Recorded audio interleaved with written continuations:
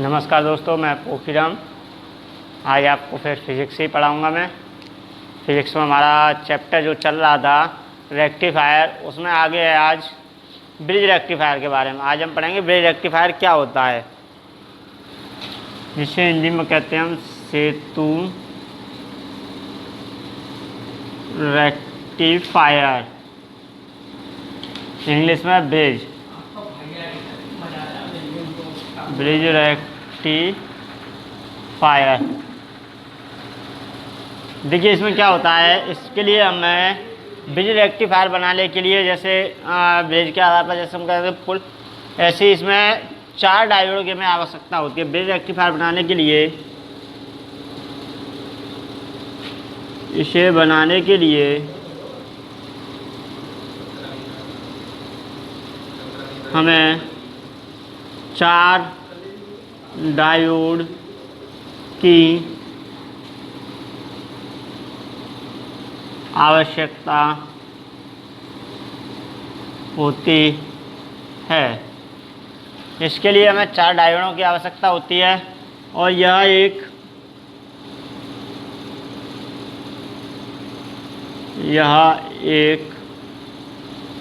Wheel stone की भांति आपस में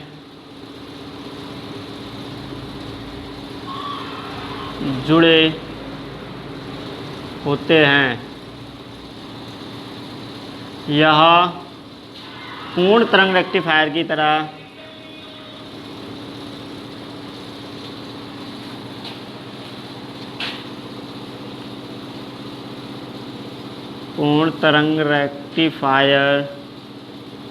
की तरह कार्य करता है।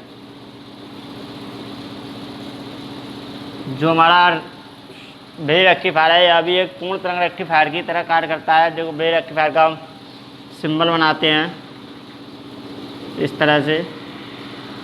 इसमें भी अब स्टेप डाउन ट्रांसफार्मर लेंगे।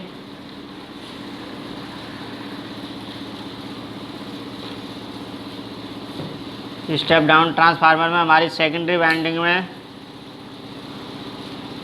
कम चक्र होते हैं इस तरह से। ये हमारा जो ट्रांसफार्मर है स्टेप डाउन है।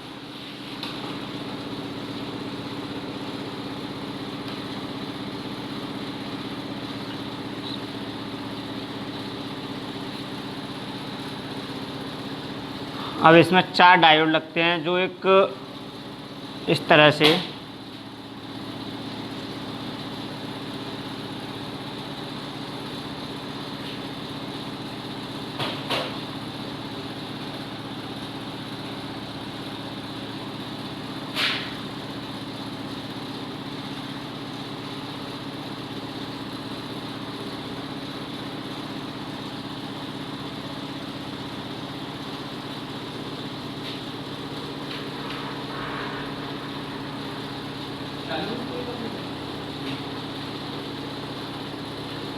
एक डायोड ये हो गया हमारा।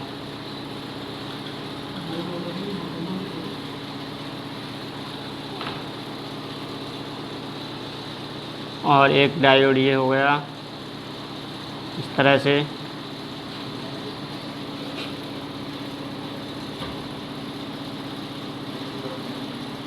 और एक डायोड हमारा ये हो गया।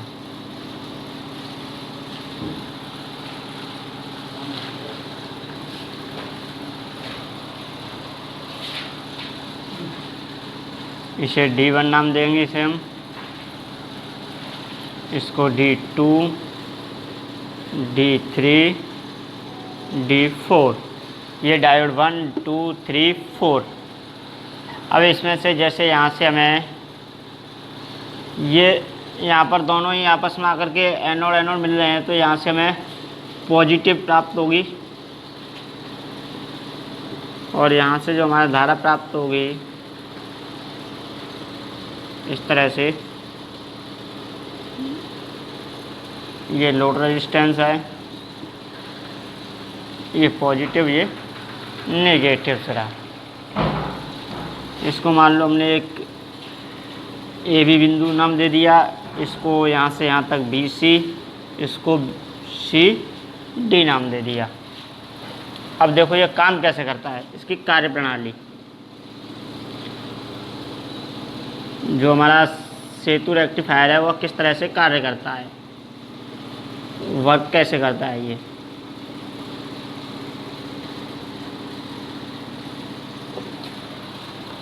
जब हम एसी इनपुट का, और हाँ सॉरी, यहाँ पर जो इनपुट होगी वह इनपुट एसी ही होगी, 250 वोल्ट होगी, 50 हर्ट्ज होगी।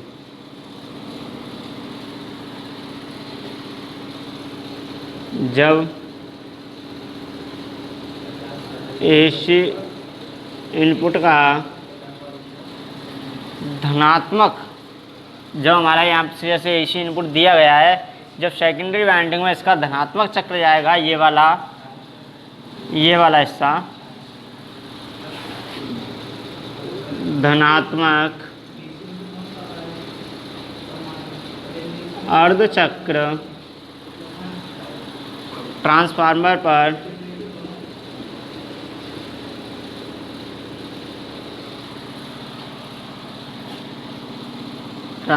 पर आरोपित किया जाता है।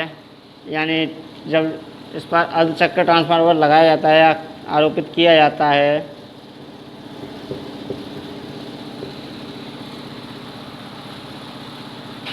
तो इसका जो ट्रांसफार्मर की द्वितीय कुंडली, तो जो हमारा ट्रांसफार्मर होता है कि जो सेकेंडरी वाइंडिंग जिसे हम द्वितीय कुंडली बोलते हैं,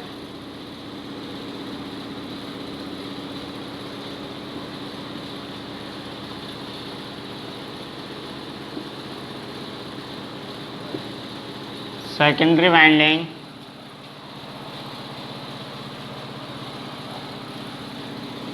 वाइंडिंग का जो ऊपरी हिस्सा होता है, ऊपरी सिरा धनात्मक हो जाता है। जैसे जब यहाँ से सेकेंडरी वाइंडिंग के बाद इसमें जब यहाँ से धारा आती है, तो इसका जो ये वाला सिरा है, ऊपर वाला सिरा, इसका ये धनात्मक हो जाता है, जिसके कारण जब ये धनात्मक होगा तो इस तरह से धारा बहेगी। तो D1 डायोड हमारा एक D1 और एक डायोड होगा इसके सामने D3, ये दोनों ही अग्रवायसित हो जाएंगे। अग्रवायसित होने के कारण इनमें धारा का प्रवाह होने लगेगा, हो जाता है। तो डायोड D1 तथा D3 दोनों ही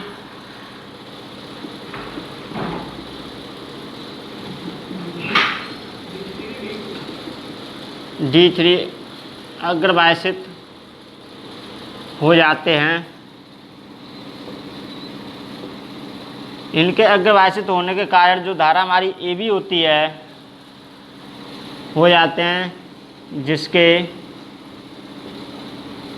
कारण जो हमारी रेखा AB है, जिसके कारण जो रेखा AB है हमारी, रेखा AB में धारा का प्रवाह होने लगता है। जैसे इसका अभी हम जैसे समझें इस तरह से, जैसे ये ट्रांसफार्मर है हमारा, इस तरह से, तो यहाँ पर जैसे ये 4 डायोड लगे हुए हैं,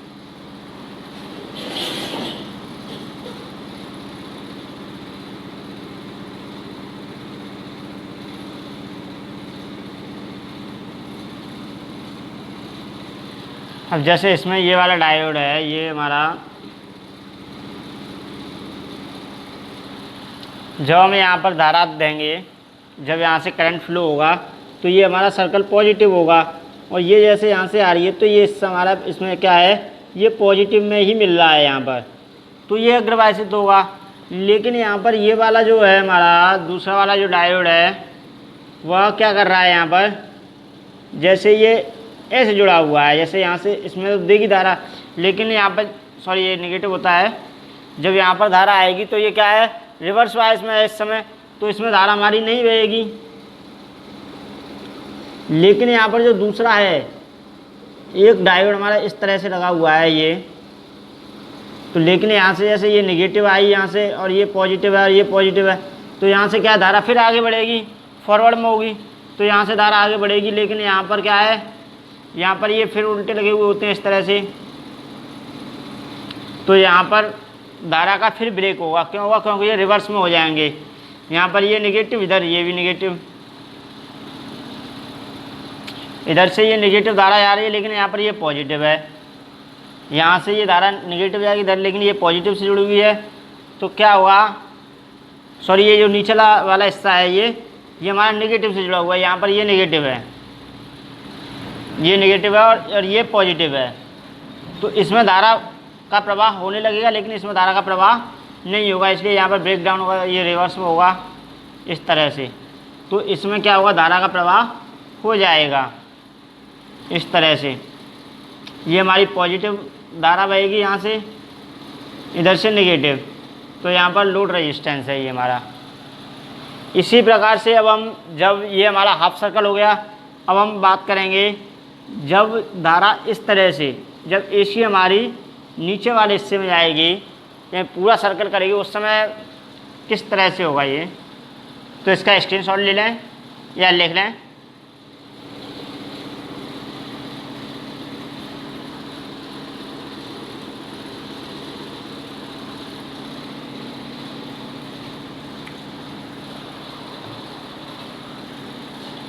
अब जैसे जैसे भी मैंने बताया था कि ये हमारा जब पॉजिटिव था, इसी प्रकार जब हमारा जो अर्धचक्र था, अभी जैसे हमारा ये अभी पॉजिटिव था, अब हमारा जो अर्धचक्र आएगा वो नेगेटिव वाला आएगा। जब हमारा अर्धचक्र, जब हमारा इसी प्रकार जब इनपुट अर्धचक्र, इनपुट में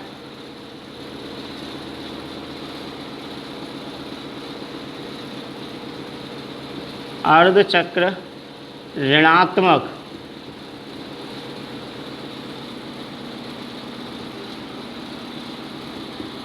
होता है, उस दौरान ऋणात्मक हो,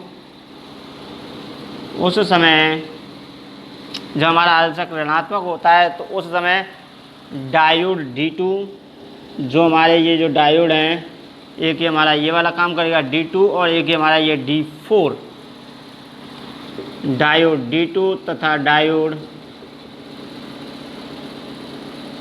D4, जब हमारा ये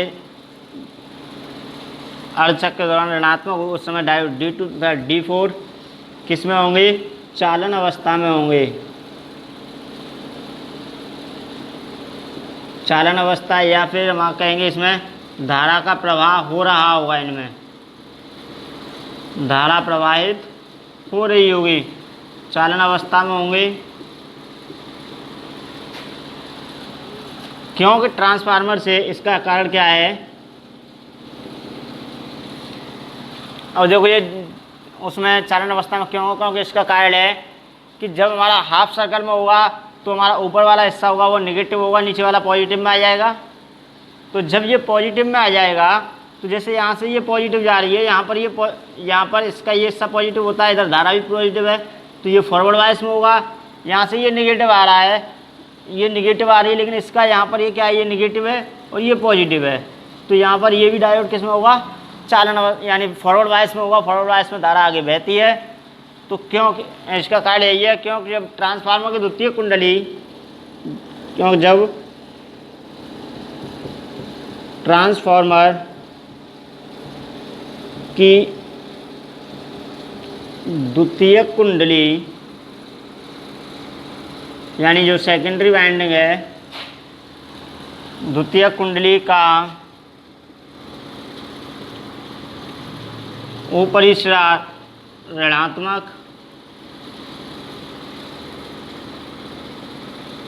तथा निचला सिरा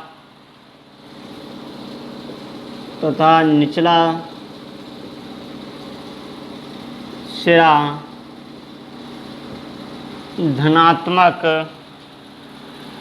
रहेगा।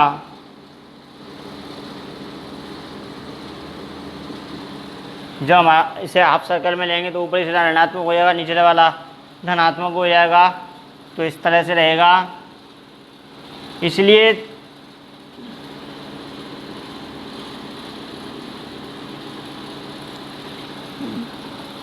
जो हमारी धारा सेतु है, यानी जो ब्रिज रेक्टिफायर है, धारा सेतु की भुजा पहले हमारी AB में धारा प्रवाहित हो रही थी, अब कौन सी में होगी? B और C में।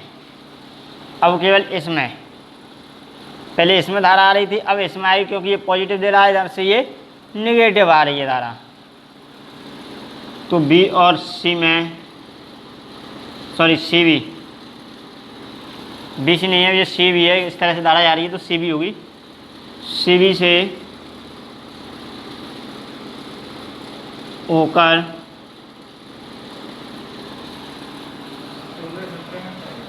धारा प्रवाहित होगी।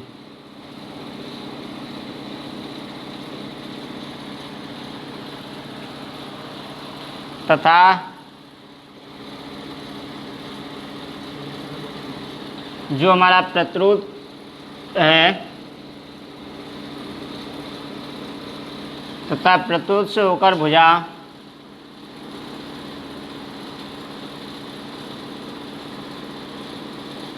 DA से होती हुई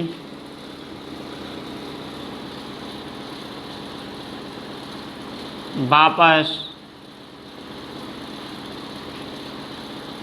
लौटती है।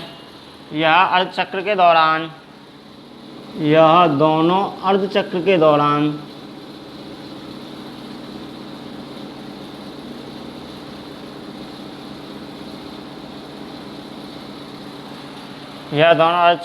लोड प्रतिरोध से प्रवाहित होने वाली जो हमारा RL है, लोड प्रतिरोध,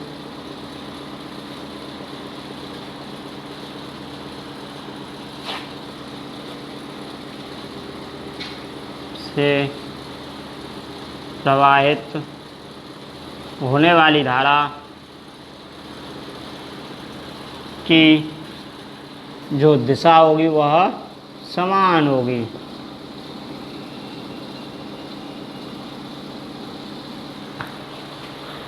थैंक यू। इसके आगे अब हम कल देखेंगे।